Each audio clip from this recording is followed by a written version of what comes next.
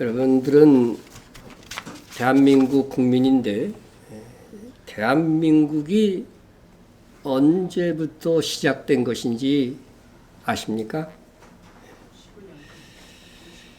대한민국 국민이면서 자기 나라의 역사가 언제부터 시작된 것인지 모른다면 국민으로서 부끄러운 일이 아닐까 생각이 됩니다.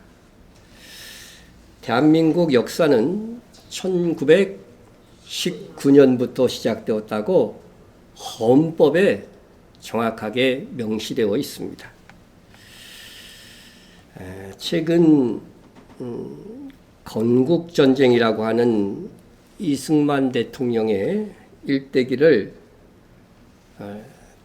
다큐멘터리 형식으로 상영한 바 있습니다. 지금도 상영 중인 줄 알고 있는데 이승만 대통령은 혁혁한 공도 있고 또 과실도 명확하게 나와 있는 분입니다. 역사는 그의 공과 과실을 함께 기록해야 정직한 역사입니다. 1919년 3월 1일 그날 대한민국이 시작되면서 독립선언서가 낭독이 되는데 그때 그 독립선언서를 기초 작업을 했던 분이 최남선이라는 분이십니다. 그 일로 인해서 그분은 체포되었어요. 체포되어서 감옥에서 1921년 10월에 출소를 하게 됩니다. 2년 넘게 있었던 거죠. 그리고 1924년에 시대일보를 창간했는데 일본을 반박하고 저항하는 내용들이 많아서 일제에 의해서 폐간이 되었습니다. 여기까지 보면 그는 분명 독립운동가입니다. 그런데 계속 일제강점기 속에서 독립운동가로 살아간다는 것이 너무 버거웠던 것인지 그는 친일파로 전향하게 됩니다. 1928년에 일본의 어영 역사단체인 조선사 편수위원회에 참가하고 나중에는 조선총독부 중추원 참의원으로 그 당시로 보면 친일파가 되어서 출세를 하게 되는 것이죠. 나중엔 일본의 태평양 전쟁을 성전이라고 추켜세우면서 우리나라 학도병들이 동참해야 된다고 선전문을 신문에 게재하게까지 하였습니다. 그래서 이 일본의 정전을 성전이다 분명히 기사에 보면 보람있게 죽자 이렇게 돼 있죠. 일본의 침략전쟁에 참여해서 보람있게 죽자는 거예요. 얼마나 지식인으로 할 수 없는 일입니까? 이렇듯 3.1절의 독립만세운동의 중추적인 역할을 했던 최남선조차도 그의 인생 전체를 보면 공도 있고 과실도 있는 것입니다. 다행히 그와 관련된 역사의 기록은 그의 업적과 과실을 모두 다 기록하였기에 우리가 정직하게 볼 수가 있는 것이죠. 우리나라의 가장 오랫동안 대통령을 했던 박정희 대통령도 사실은 일제시대 때 일본군 장교로 친일파입니다. 거기에다가 남로당에 정확하게 가입되어 있는 공산당원이기도 했습니다. 하지만 그가 또 쿠데타도 사실 범죄죠. 그렇지만 일단 대통령이 돼서 경제 발전을 위해서 수고한 공은 또 있는 것입니다. 역사는 이런 것들을 정직하게 기록해야만 올바른 사람들에 대한 평가가 되는 것입니다. 성경의 역사도 공과 과실이 전혀 가감되지 않고 기록하고 있는데 이스라엘 역사에서 가장 위대한 다윗과 솔로몬이라도 예외가 없습니다. 하나님의 나라에서는 누구나 예외 없이 그 사람의 공과 과실이 드러나게 되어 있습니다.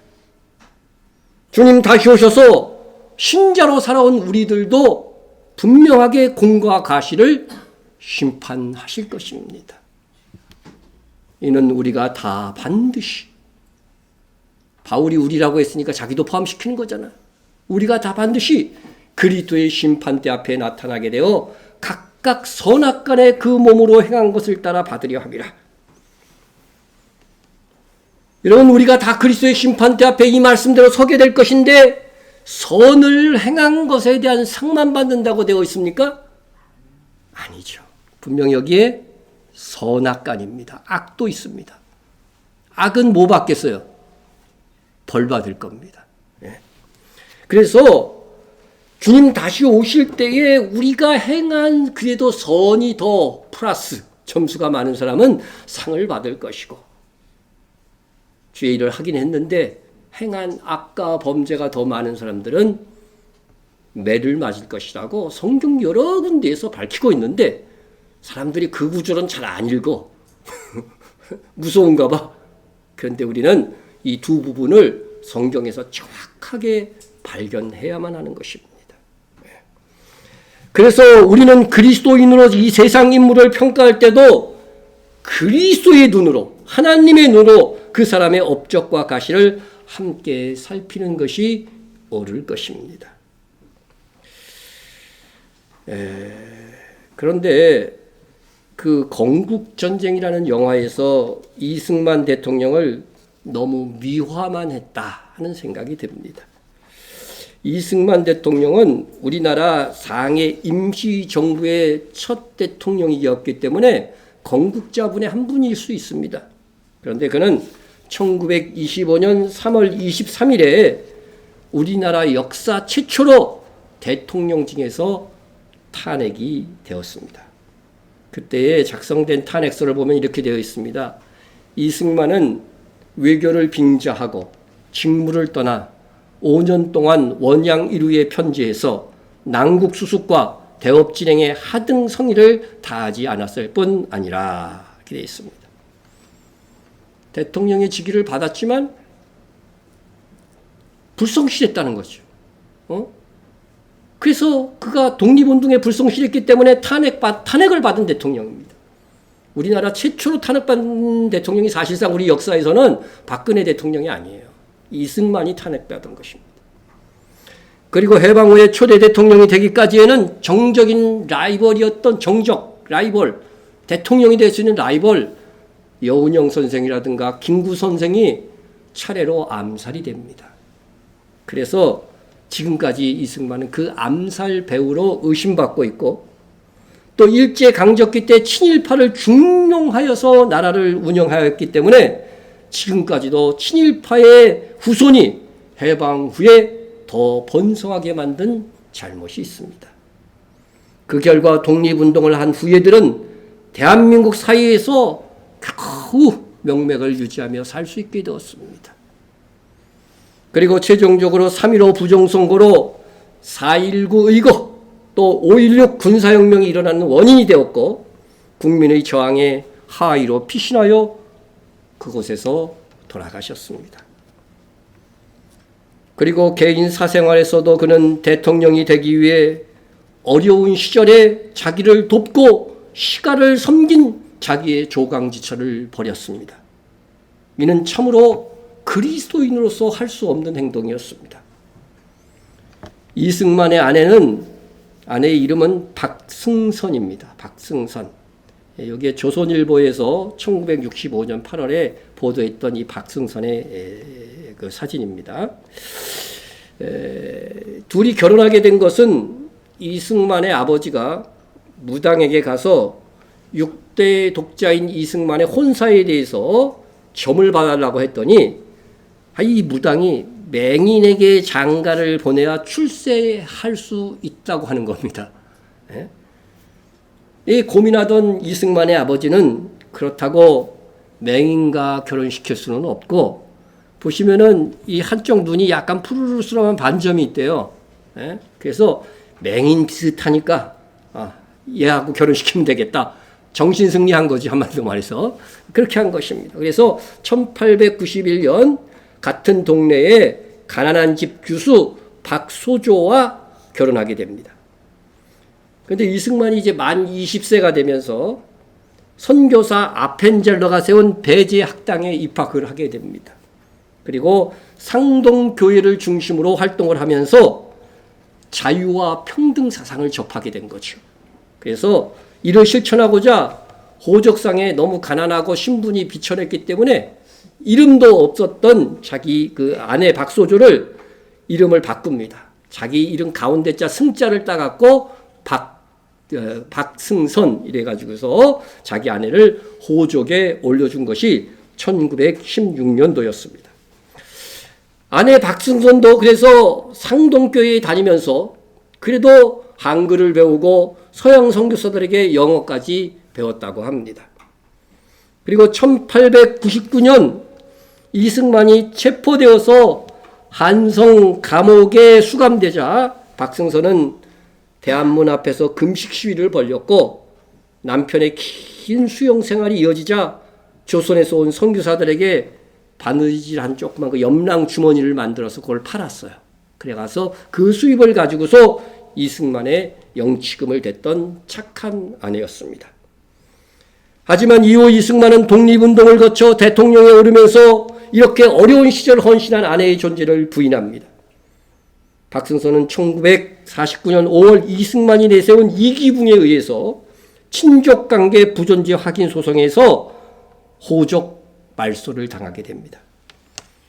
그렇게 아내의 호적 말소에 성공한 대통령 이승만은 1950년 4월 호주댁으로 불렸던 대한민국 첫 영부인인 프란치스카와 결혼 신고를 하였습니다. 이에 하나님께서 진노하셨는지 결혼 2달 만에 6.25 전쟁이 발발한 것입니다.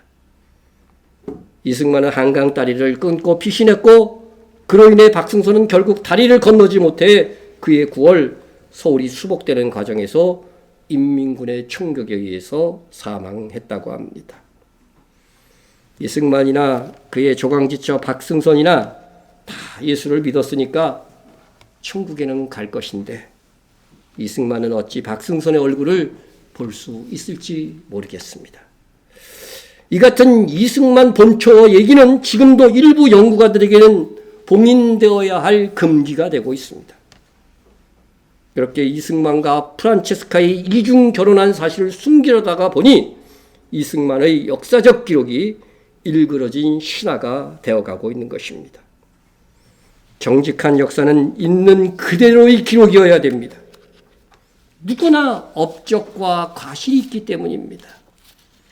하지만 이승만은 그 이후에 잘한 점도 있어서 그런대로 평가할 만한 분이고 특히 기독교 측면에 있어서는 많은 공을 세우신 분입니다. 예를 들면 우리나라의 군목제도, 최초의 군목제도는요, 불교 그런 건 없었어요. 기독교만 군목제도를 행했어요. 그래서 젊은이들에게 복음을 전파되는데 그런 제도들이 혁혁한 공을 세운 것입니다. 그리고 해방 후에 그분의 최고의 공은 토지 개혁입니다. 물론 해방 후에 이승만 이전에도 미 군정에서 토지 개혁을 실행하고는 있었습니다. 하지만 이승만은 대통령 되고 나서 이 토지 개혁은 북한의 김일성이 먼저 했거든요. 이 남쪽에서 안 하면 안 돼. 그래서 오히려 농지부 장관을 공산주의자 조봉암 선생을 중용하게 됩니다. 그래서 그를 시켜가지고서 우리나라 지주들이 땅을 제한을 합니다. 일정 규모 이상은 갖지 못하고 그것은 다 나라에 팔으라는 거죠. 그리고 나서 그 땅을 수용해서 소장농들에게 나눠줬는데 5년에 걸쳐서 소출의 30%를 내면 그 토지의 주인이 되게 한 것입니다. 그 이전에 미군정의 토지개혁은 15년에 걸쳐서 20%를 내야 땅의 주인이 된다는 거였는데 이승만은 더 혁혁한 그런 공을 세운 것이죠. 그래서 이게 그 당시에 그 신문에 보면은 전 농가의 3분의 2가 해당이 됐어요. 그러니까 얼마나 많은 땅들을 나라가 사서 소장농들에게 준 것이죠. 그것이 오늘날 우리 자본주의 형성에 큰 도움이 된 것이죠. 김일성은 어떻게 했을 것 같아요? 사들이지도 않고 다 뺏어요. 다 뺏고 또 나눠주는 것도 공짜로 나눠줬어. 그렇지만 사고 팔 수가 없었어요. 그래서 자본주의가 아니니까. 그러니까 사실은 경작권만 받는 결과가 되는 것입니다. 그런데 우리나라는 이렇게 유상으로 사들여갖고 유상으로 이렇게 또 팔아가지고서 정말 자기 땅이라는 애착을 갖고 하고 거기서 이제 농사를 지니까 더 효과적인, 그죠? 능률적인 그런 농사가 될 수 있었던 것입니다. 그래서 이것이 민주 자본주의 국가로 우리나라가 발전하는데 큰 기반이 된 것입니다. 이렇게 이승만 대통령은 공과 실이 분명하신 분이십니다. 그렇기 때문에 이를 정확하게 밝혀 기록하는 것이 정직한 역사일 것입니다. 그런데 이승만 대통령의 이 다큐멘터리 영화를 제가 비판하는 것은 그 영화의 제목입니다. 뭐 내용이야 뭐 좋은 점만 이렇게 했다고 그렇게 생각하면 되는데 영화의 이름이 제목이 건국전쟁입니다. 이것은 아주 심각한 잘못입니다. 이것은 친일 사상에 젖은 뉴라이트이죠.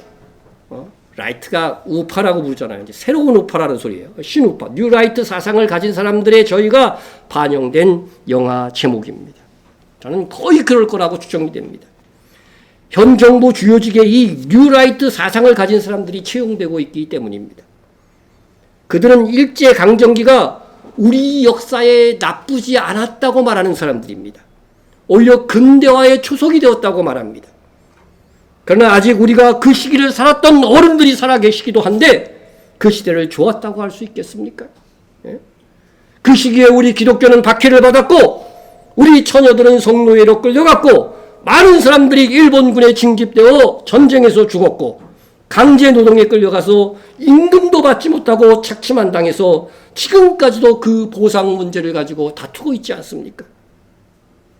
그 시대가 좋았다고 하는 것은 바로 이스라엘 민족이 출애굽해서 광야에서 너무 힘들다 보니 애굽에 있었을 때가 더 나았다고 모세와 하나님을 원망하는 것과 같은 그런 매국행위라고 하는 것입니다. 이 뉴라이트 사상을 퍼뜨린 사람들의 원조는 일제강점기 친일을 한 사람들입니다. 그래서 그들은 우리나라 건국 시기를 1948년 초대 대통령 이승만 때로 잡고자 하는 것입니다. 그래야 대한민국 역사에서 그들이 친일했던 그 잘못이 빠질 수 있기 때문인 것이죠. 심지어 이승만 대통령조차도 대한민국은 1919년 상해 임시정부가 그때부터 수립된 것이라고 이승만 대통령도 동의하고 헌법을 만든 것이잖아요. 그런데도 지금 와서 우리나라의 건국이 1948년이라고 말하는 것입니다. 이는 정말로 그들의 악행을 감추려고 하는 사람들의 그 비열한 그런 이 시기에 와서의 주장인 것입니다.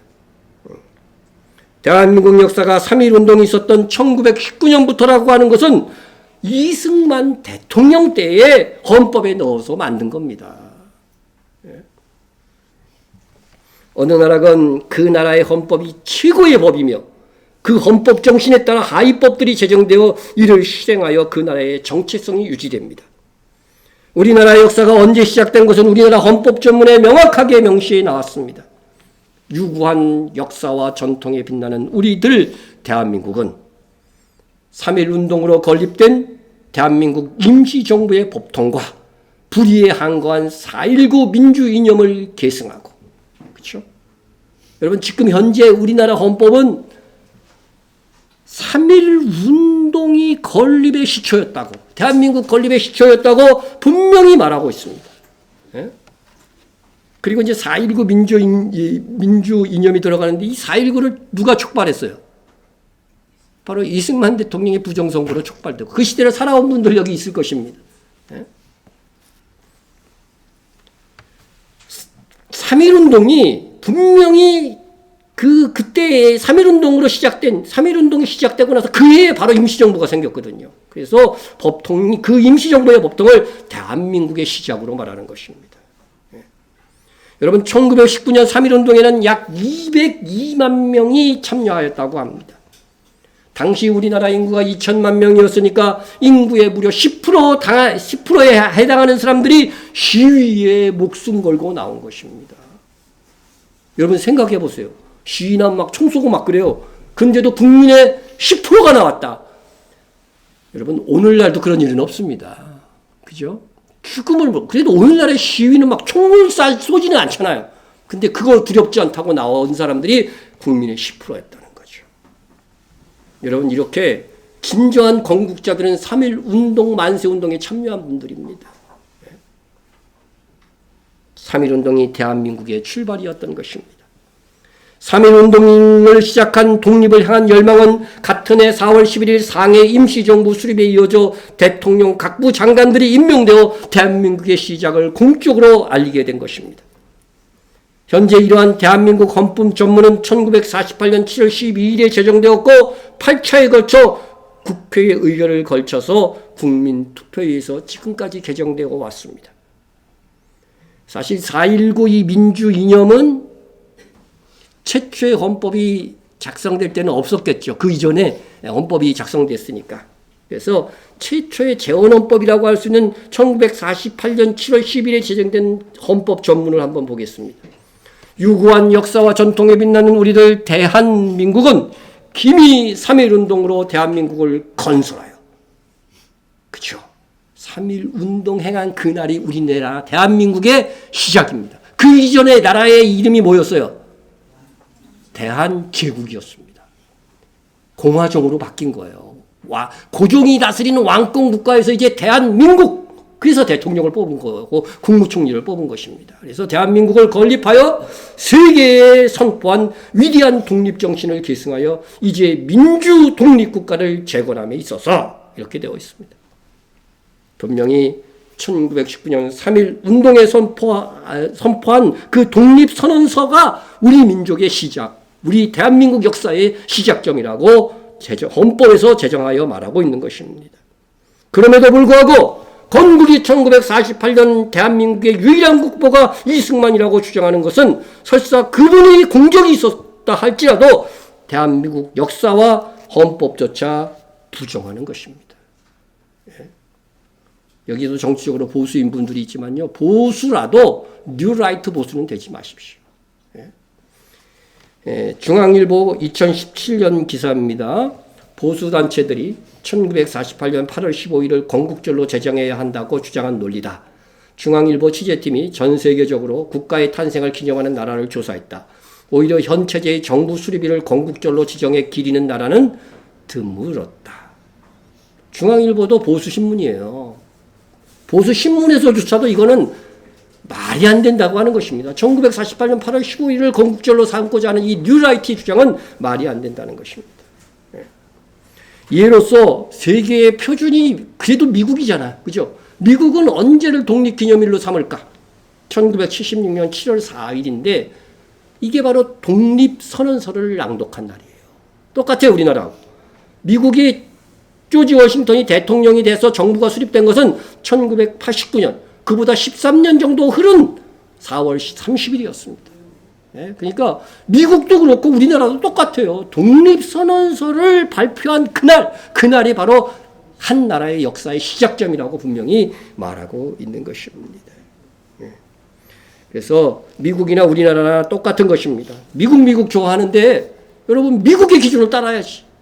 지금 미국이 세계의 기준이기도 하잖아요. 그러나 이것은 역사 기록의 그 기준인 것입니다. 항상 그 민족의 출발점을 어디로 잡느냐? 독립선언을 선포한 그 날짜부터 그 나라의 역사의 시작으로 보는 것입니다. 1919년 3월 1일 민족대표 33이 독립선언을 하였으니 이날이 대한민국의 건국일이고 독립일이고 대한민국의 시작입니다. 단 개천절이라고 있죠. 개천절. 그죠? 그것은 우리나라가 계속 이름이 바뀌어왔잖아요. 삼국시도 있었고 고려 조선도 있었기 때문에 최초의 우리나라가 시작된 것을 기억하기 위해서 개천절이 있는 것입니다. 다만 지금 우리가 살고 있는 이 대한민국의 시작은 바로 1919년 3월 1일이라고 하는 것입니다. 적어도 여러분만은 친일파들이 대한민국에서 자신들이 한 매국 행위를 감추려고 대한민국의 역사를 1948년으로 하려는 이 음모에 동참하지 말아야 합니다. 3월 1일은 대한민국의 건국일이요 독립일입니다. 이것은 진영을 떠나 하나님께서 우리 모두의 조국으로 주신 대한민국을 사랑하는 올바른 국민의 역사관이어야 합니다. 3.1 운동이 일어나고서요. 3.1 운동이 일어나고서 요거 먼저 한번 봅시다.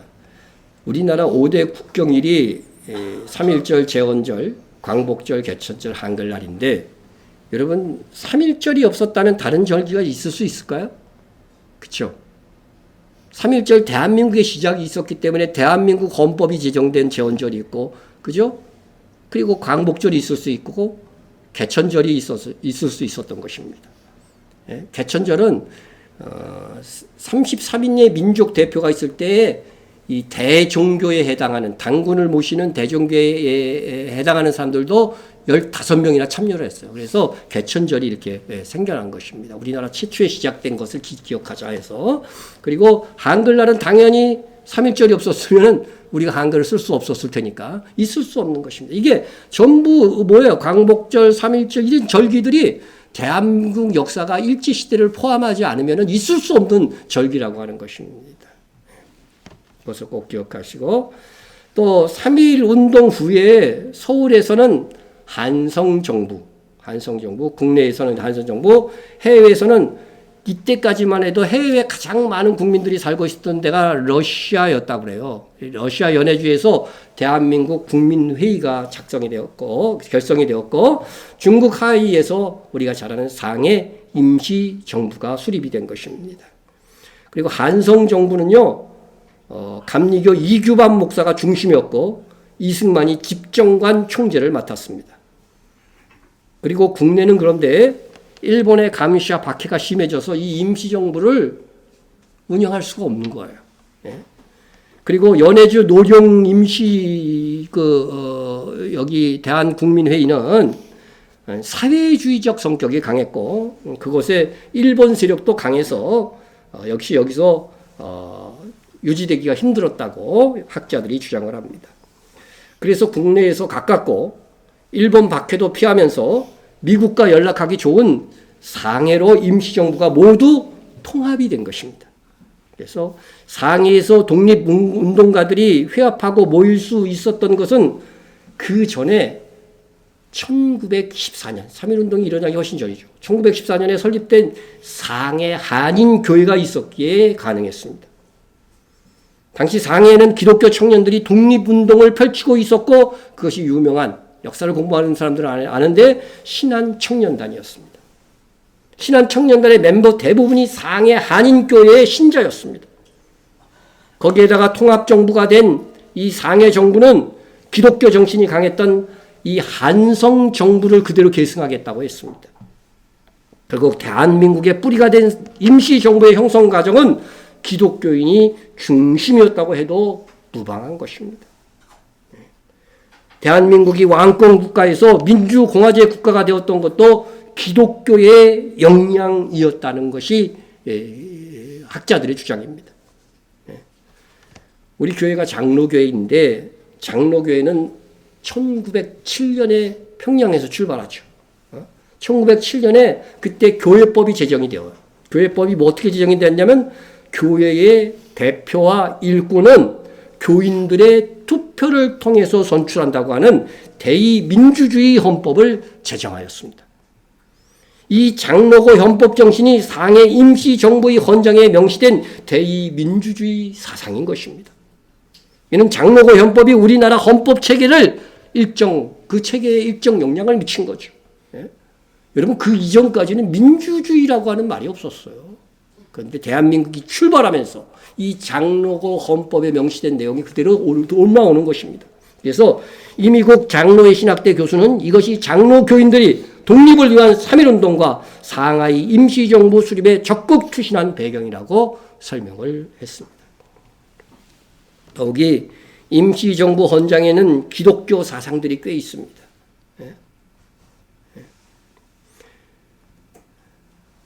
임시정부 헌장에 보면 신인 1km 중외 협응하여, 무슨 말인지 모르겠죠. 그 당시에는 이렇게 한문을 많이 섞기 때문입니다. 이것의 뜻은 하나님의 뜻과 인간의 뜻이 하나가 되어 이루어진 나라라고 하는 그런 의미인 것입니다. 신과 인간이 일치가 되어 예수님과 우리가 하나가 되어 그런 개념이죠. 그리고 임시헌장 7조에 보면 대한민국은 신의 의사에 의하여 건국한 정신을 세계에 발휘하며 진하여 인류 문화와 화평에 공헌하기 위해 국제연맹에 가입함 이렇게 되어져 있습니다. 그리고 임시헌장에 붙어서 발표된 선서문 마지막 문장이 이것입니다. 신의 국의 건설의 귀한 기초이다. 여기 무슨 말이냐면요. 이것이 나중에 번역되어서 미국에 있는 교포들에게 읽혀질 때에는 정확하게 한글로 설명이 됐어요. 한글로. 그래서 여기서 신은 하나님이라고 분명히 규정을 합니다.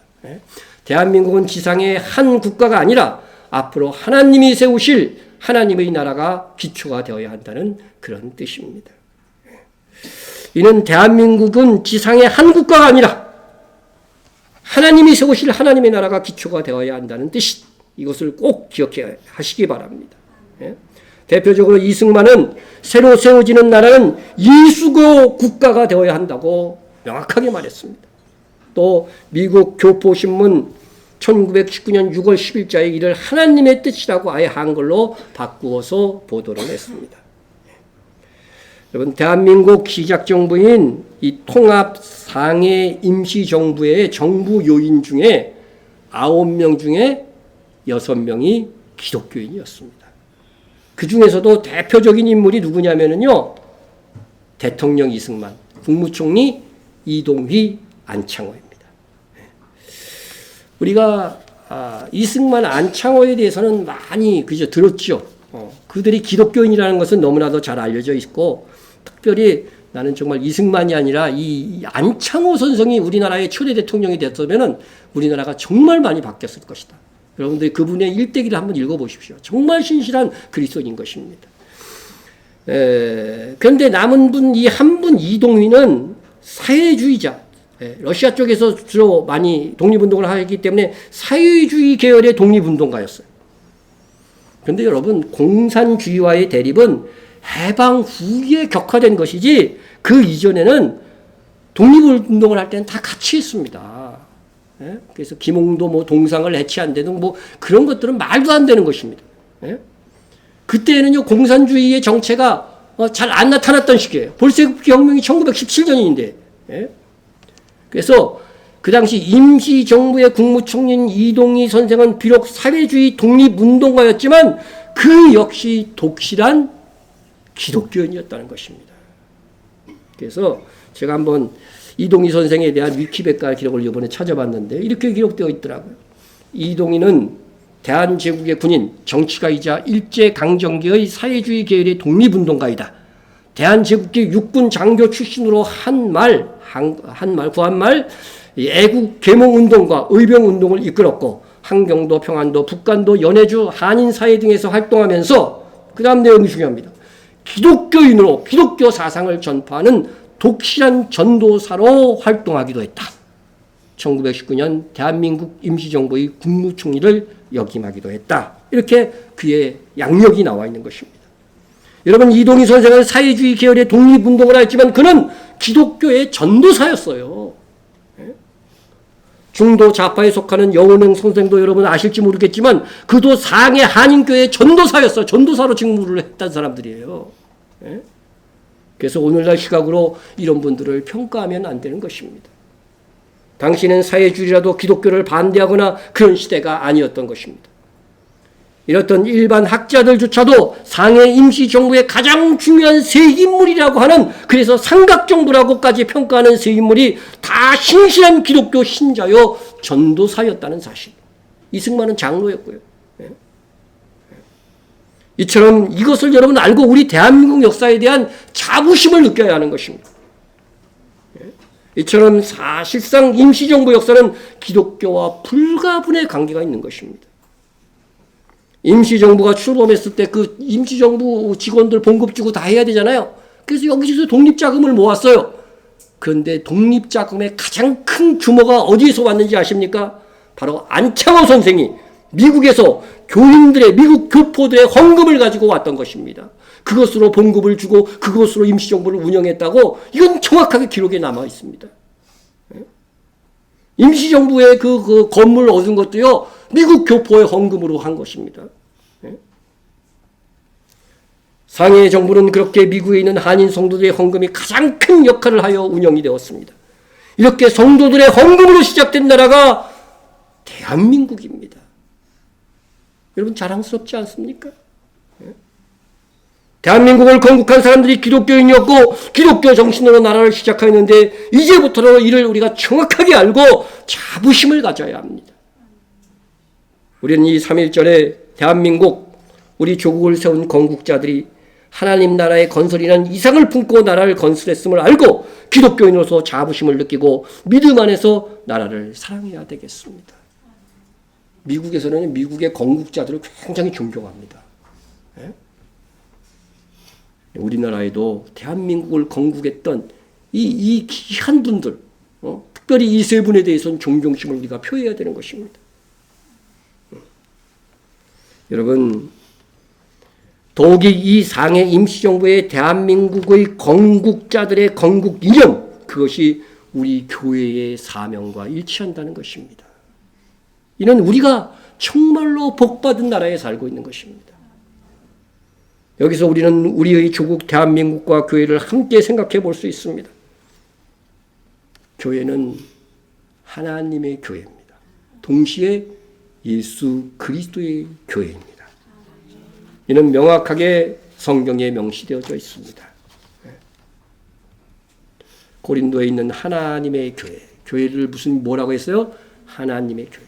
곧 그리스도 안에서 거룩하여지고 성도라 부르심을 받은 자들과 또 각처에서 우리의 주 곧 그들과 우리 주 되신 예수 그리스도의 이름을 부르는 모든 자들에게. 자, 그러면 이 교회를 누가 세웠을까? 누가 세웠을까? 교회로 대해서는 에베소서를 보면 됩니다. 에베소서, 자, 예수님을 만물 위의 교회의 머리로 삼으셨다는 이 구절도 있고, 너희는 사도들과 선지자들의 터 위에 세우심을 입은 자라. 그리스도 예수께서 친히 모퉁이돌이 되셨느니라. 여러분, 요한계시록에 나오는 7교회 중에 한 교회이기도 하고, 이방 교회인 이 에베소 교회는 사도들과 선지자들의 터 위에 세움을 받았다고 말씀하고 있습니다. 그래서 에베소 교회는 사도들과 사도행전에 나오는 일부 선지자들이 의해서 세워진 것입니다. 그런데 이 이방의 복음을 전하여서 교회를 세운 이 사도들과 선지자들의 조국, 어느 나라였습니까? 예? 그들은 비록 이방의 복음을 전했지만 이방인이 아니라 유대인이었습니다. 그들의 조국은 이스라엘이었습니다. 그런데 안타깝게도 당시 이스라엘은 독립국가가 아니었습니다. 로마의 식민지였습니다.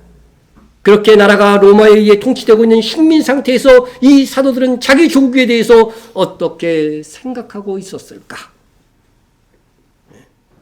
그들은 오직 복음만을 위해서 힘쓰고 자기 나라의 독립에는 관심이 없었을까?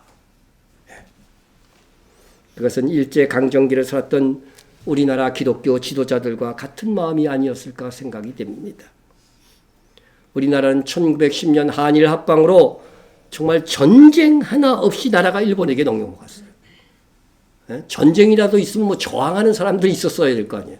그런데 그냥 한일 합방으로 나라가 부패하고 그때 정말 이 무당들이 설쳤거든요. 민비를 비롯해서. 전쟁 하나 없이 나라가 일본에게 넘어갔습니다. 이후 19년이 흐른 후에야 대한민국 독립을 세계에 선포하는 대한 독립만세 3.1운동이 일어난 것입니다. 그런데 1919년 3월 1일에 독립선언을 선포한 민족대표 33인 중에 16인이 기독교인이었습니다. 탁골공원 팔각정 단상에 올라 독립선언서를 낭독한 사람도 감리교 전도사였던 정재용이었습니다. 그러니까 독립선언서를 발표한 사람도 전도사였어요. 전도사. 이렇게 해서 전국적인 만세운동이 일어나는데 원래 3.1절은 3월 1일이 아니라 3월 3일 날 기획되어져 있었어요. 3월 3일 날. 예? 그런데 당시 고종이 일제에 의해서 시해를 당합니다. 예? 독약, 자연사했다고 하지만 죽인 것으로 이렇게 보잖아요. 예? 시해되어서 황제의 국장이 3월 3일로 잡혔어요. 거사를 그날을 할 수가 없으니 예? 3월 2일로 하루 앞당기자. 근데 그 3월 1일이 일요일, 주일이었어요. 주일. 그런데 원래 그래서 33인 중에 기독교인이 몇 명? 제일 많은 16명이었어요. 그때는요, 신자들이 주일 성수를 생명처럼 지켰어요. 그날 투표일이 잡혀도 투표 안 했어. 주일 성수를 위해서.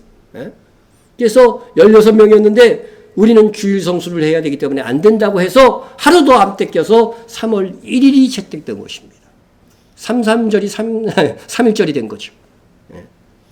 여러분, 이 3일절의 날짜가 정해지는 것도 결국 기독교 정신이 배어 있다고 하는 것입니다.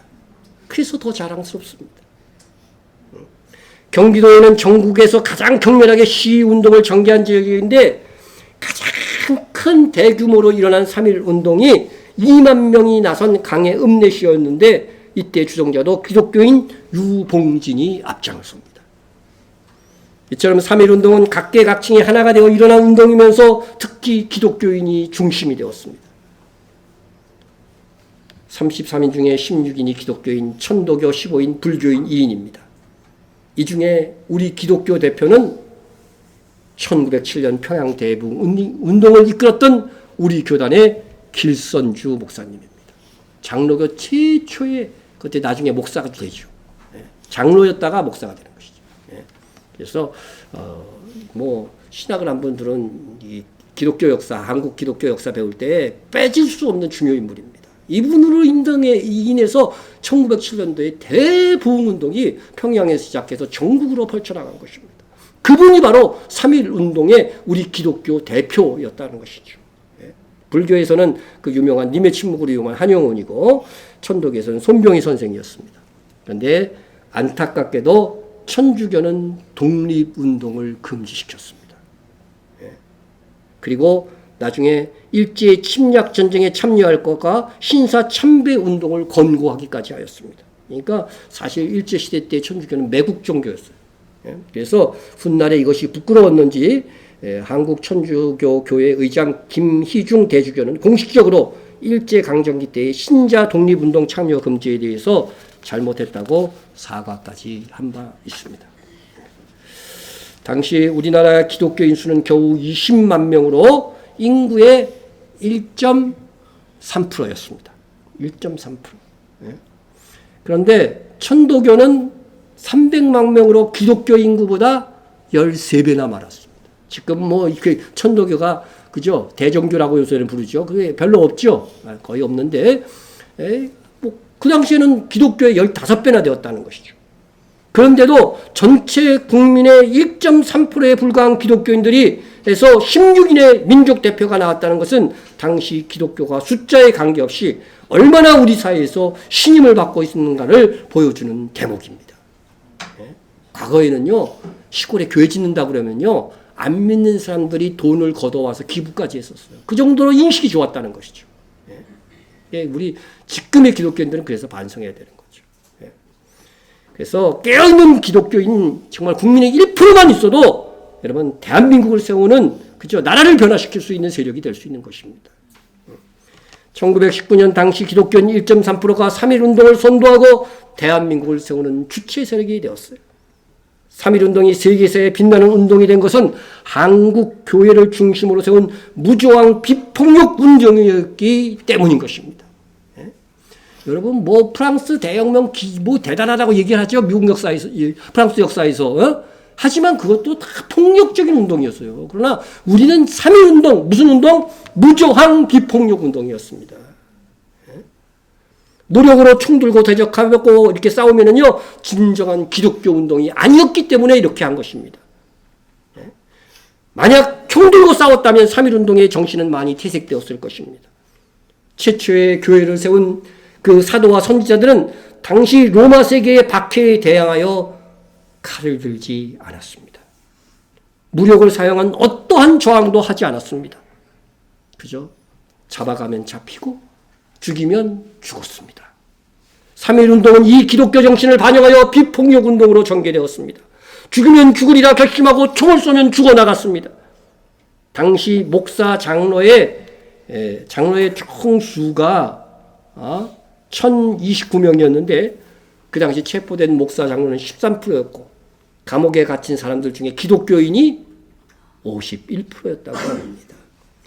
보면 목사 장로보다 평신도가 더 나아. 이렇게 그거 보면 네. 여러분 이렇게 과연 이 얼마나 이 애국적인 한국 교회입니까? 네? 오늘날 기독교인이 과연 이렇게 할 수 있을까 생각해 봅니다. 그 당시 민족의 지도자였던 조만식, 이상재, 이승훈, 이승만은 장로였고 김구는 집사였으며 1896 독립협회를 조직한 안창호, 서재필, 윤치호 등 많은 독립운동가들이 다 기독교인이었습니다. 영운영, 김구식처럼 좌파이거나 중도 좌파인 사람들도 다 기독교인이었습니다. 대표적인 독립운동가 3.1절 하면은 생각나는 게 누구예요? 어렸을 때 하도 노래를 많이 불러갖고 유관순 누나. 나이 드신 분들도 누나고 저한테도 누나고 여자분들도 누나래. 언니인데. 근데 이 유관순 열사도요 기독교 명문가입니다. 유관순의 할아버지 유윤기는 미국 감리교 선교사 케이블이 주도한 부흥 사경에 참석했다가 기독교를 받아들입니다. 그는 예수를 믿자마자 종과 머슴을 풀어주며 봉공계급 철폐에 앞장섰습니다. 여러분 사개오처럼 한 거예요. 네. 그렇게 유관순 집안은 우리나라에 복음이 전해지던 초창기 예수님을 믿고 생활에서 믿음을 실천해간 진짜 산 믿음의 명문가였습니다. 할아버지 유윤기가 죽었을 때 전통 방식으로 장례를 치르자는 집안 사람들에게 맞서 유관순 집안은 기독교식 장례를 고수했다고 조선 총독부에 보낸 보고서에도 나와 있습니다. 그만큼 유관순 가문은 철저한 기독교 집안이었습니다. 1919년 당시 유관순은 이화여자고등보통학교 1학년 재학 중이었습니다. 참 이 어린 소녀가 어렸을 때 위대한 일을 한 거잖아요. 3월 1일 탁공공원에서 시작된 만세운동에 친구 몇 명과 참여하고 나서는 독립운동 자금을 모아서 보내라는 선배의 지시를 따라 고향으로 내려갔다가 직접 만세운동을 벌이자는 집안 식구들과 이렇게 의견을 모으고 4월 1일 아운의 장날 3,000여 명이 모여 거사를 벌였습니다. 그러나 이날 유관순과 그 집안은 멸족됩니다. 이 집회에서 어머니 현장에서 숨졌습니다. 아버지도 머리와 옆구리에 중상을 입고 집으로 옮겼으나 이튿날에 숨졌습니다. 쑥부 유중무와 유관순 그리고 오빠 유호석은 다 투옥당했습니다. 사촌들도 일제로부터 갖은 괴롭힘을 당했습니다. 그럼에도 유관순 가문은 끝까지 신앙과 독립의 의지를 굽히지 않았다는 것입니다. 유관순 귀여워요? 이제 감옥소에 있을 때의 이 사진입니다. 그래서 한쪽 볼이 조금 도톰하게 나와 있죠. 하도 뺨때기를 많이 맞아갖고 그렇게 됐다고 하는 그런 해설이 있더라고요. 유관순 가문은 3.1 대한민국 만세운동을 펼치다가 다 망했습니다. 그러나 하나님과 대한민국 역사에서 그녀의 가정은 가장 빛나고 있습니다. 우리가 기독교인으로 3.1절을 알고 대한민국 역사의 시작이 되어야 하는 것은 진정한 역사의 산교육이 될 것입니다. 대한민국 사람이라면 유관순을 모르는 사람은 없습니다. 그러나 그녀가 얼마나 철저한 신앙 청소년이었는지 그리고 그 집안이 할아버지로부터 믿어 철저한 신앙생활을 한 믿음의 명문가였는지는 잘 모릅니다. 서대문 그 경무소에서도요 같이 수감했던 사람이 있어 유관순하고. 근데 유관순이 주도를 해서 뱅뱅 돌면서요 찬송가를 불렀다는 거예요. 유관순과 3.1 운동을 펼치다 희생된 백성들과 대한민국 건국자들의 희생이 있었기에 오늘의 우리나라 우리가 있습니다. 요즘 청소년들 중에는 3.1절을요 3.11절이라고 이렇게 읽는 아이들이 있다고 합니다.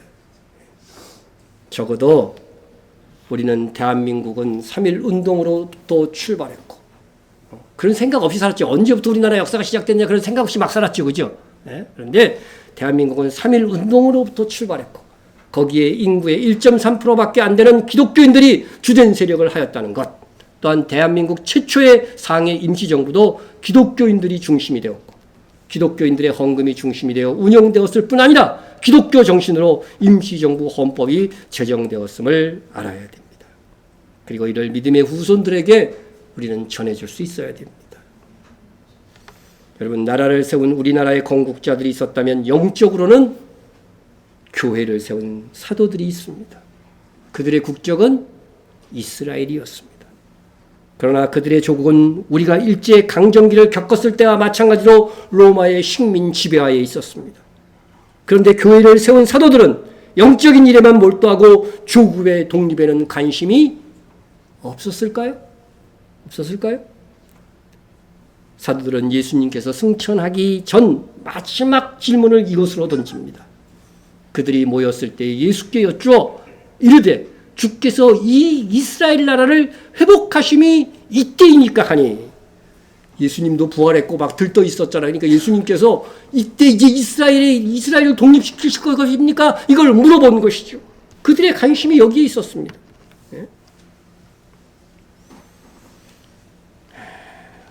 이 땅을 예수님께서 떠나기 전 마지막 순간까지 제자들은 예수님께 이스라엘의 독립에 대하여 물었던 것입니다.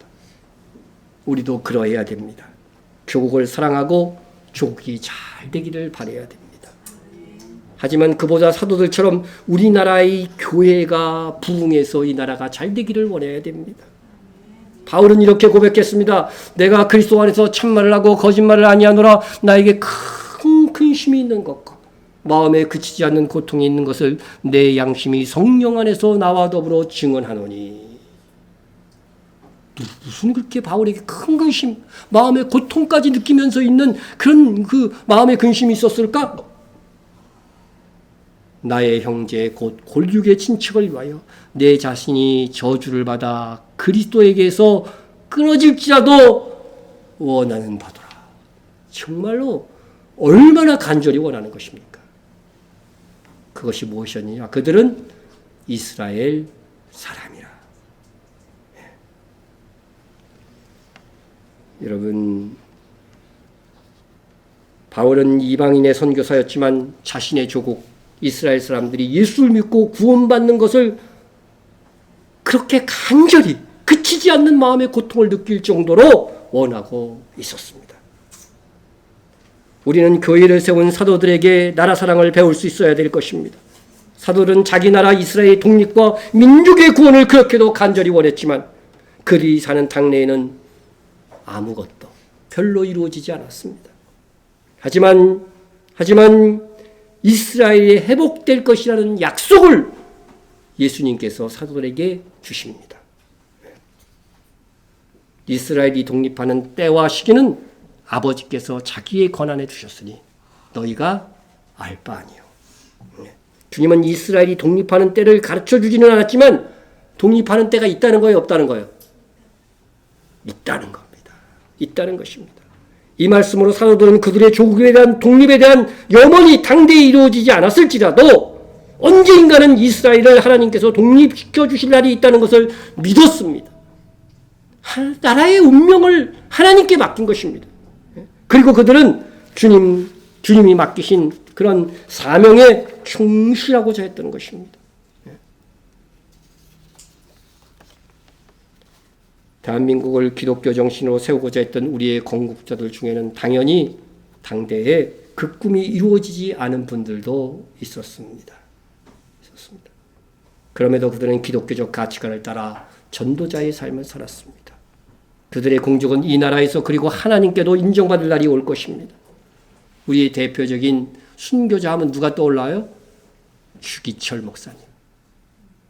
그 죽은 때를 보니까 1944년 4월 21일이라고. 아주 1년 좀 더 버텨가지고 조금만 더 살았으면, 예? 그 감옥에서 좀 견뎠으면 해방을 맞이했을 텐데, 우리 주기철 목사님도. 예? 그러나 그분은 해방을 맛보지 못하고 죽었지만, 우리 한국교회가 최고의 순교자로 지금 추앙하고 있습니다. 우리 주님도 그러하실 것입니다. 우리는 사도들처럼 우리에게 하나님께서 주신 조국을 마음에 품고 기도하면 그것이 이 나라의 미래의 희망이 됩니다. 그리고 그렇게 기도한 것만으로도 하늘의 상을 얻을 수 있습니다. 왜냐하면 자기 나라를 사랑하는 마음은 하나님께서 심어준 것이고 성경이 가르치는 바이기 때문에 그렇습니다. 나라를 사랑합시다. 우리 민족이 조국 교회가 이 마지막 세대에 복음 들고 땅 끝까지 전하는 제자가 되도록 기도합시다. 그것이 우리가 할 수 있는 기본적인 나라 사랑입니다. 그러면 주님 다시 오실 때에 나라 사랑도 주의 일을 감당한 공적으로 인정되어 하늘의 상을 받게 될 것입니다.